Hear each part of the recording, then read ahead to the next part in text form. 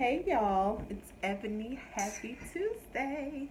How are y'all? Um, I just wanted to come through and just have a conversation with you all today. As some of you may know, I'm working on my first book and I'm super excited. I'm working diligently around the clock to get this out to you guys. When I said I was going to get it out, I'm not going to repeat the date.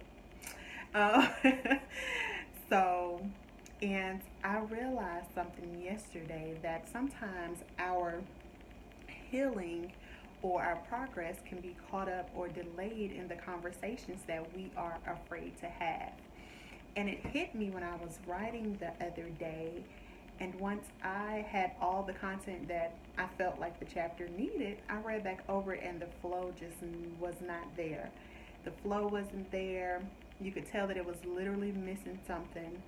And I'm writing my book the way that I like to read, and I don't like fluff. I just feel like if you're going to tell the story, tell the story. If you're not going to tell the whole story, just stay away from it. Just leave it alone and let it be.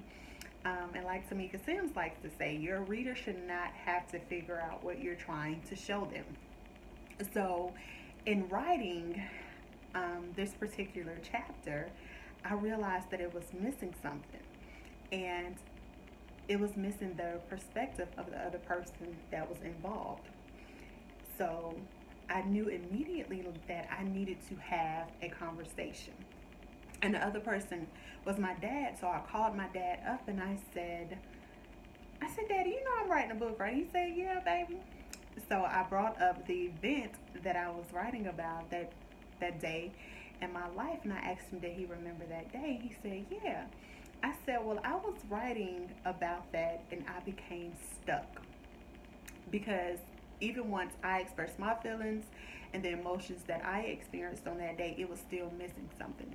So I asked him, would he be willing to share his thought process with me and why he did the things that he did and what took him so long to do what he did?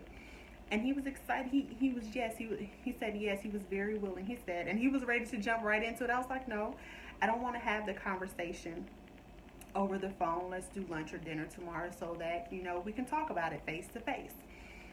And I said, but I was so afraid to call him because, as far as I'm concerned, we're good. We're in a great place right now. And I don't want to go bringing up old stuff. But at the same time, I want to produce a product that I could be proud of. And I want to give my readers what I desire for them to have. So I had to call so that he could help me fill in the gap. So I just want to know, what conversations are you all afraid to have that maybe possibly be delaying your healing or your progression in life? I know conversations can be extremely difficult, um, especially face-to-face conversations, and it could be very hard to admit when somebody has hurt you or when somebody has put you in a not so good headspace or made you feel some type of way. But I definitely feel like conversations are necessary for our healing, for us to become unstuck so that we can move forward.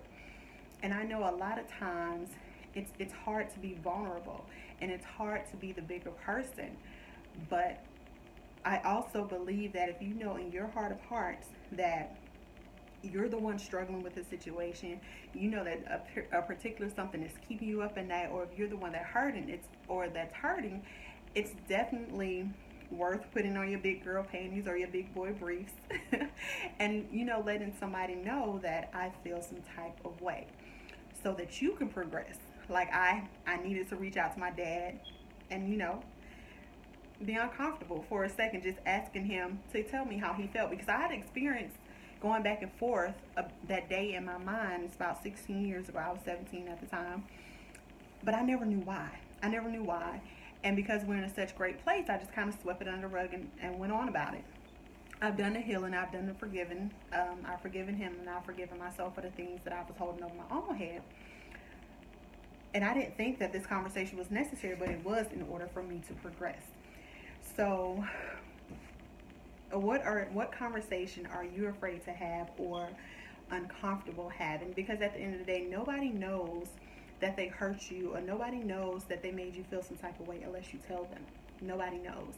And it's pretty much business as usual. They go on with their lives, and you're hurting, or you and your feelings, and they don't even know. I'm the type of person that if I did something to you, I want at least one opportunity to make it right. But the only way for me to get that opportunity is for you to come to me and tell me that, Ebony, you could have said that a little differently, or Ebony, you didn't have to do that the way that you did it. That way we can move forward, we can have the conversation, and we can move forward.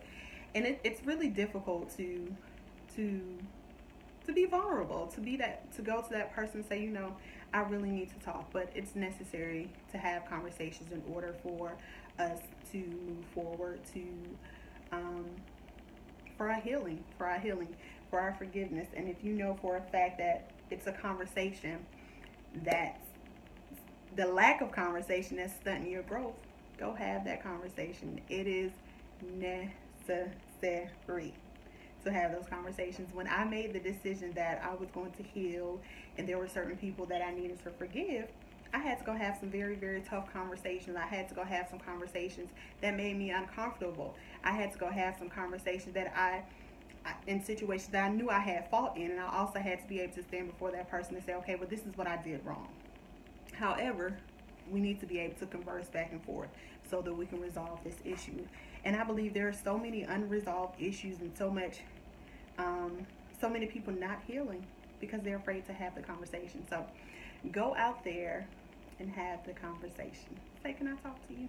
Don't send a text message, because then you're going to be feeling some type of way again when you done send this text message and they don't respond to your text message. Don't be on the phone, because they can hang up. Emotions get high. People just still like to hang up the phone. So, can I have dinner? Say, can I have dinner with you? Can we meet? Can we talk? Let's talk about it. And another thing that I did, and a lot of people aren't doing anymore, is I was determined to get some things up off of me. You can't make a person do anything, but you can definitely try. I feel like you can sleep better at night knowing that you at least tried to have the conversation. But it don't always work in your favor. And so I started writing letters. I still write letters, and it's so funny because somebody did a live the other day and was like, who still writes letters in 2017? I do. I write a letter every single day. Sometimes it's a Dear God letter. Sometimes it's a Dear Ebony letter. Sometimes it's a Dear You Just Never Know. I've probably written one of y'all a letter. But you have to get it up off of you.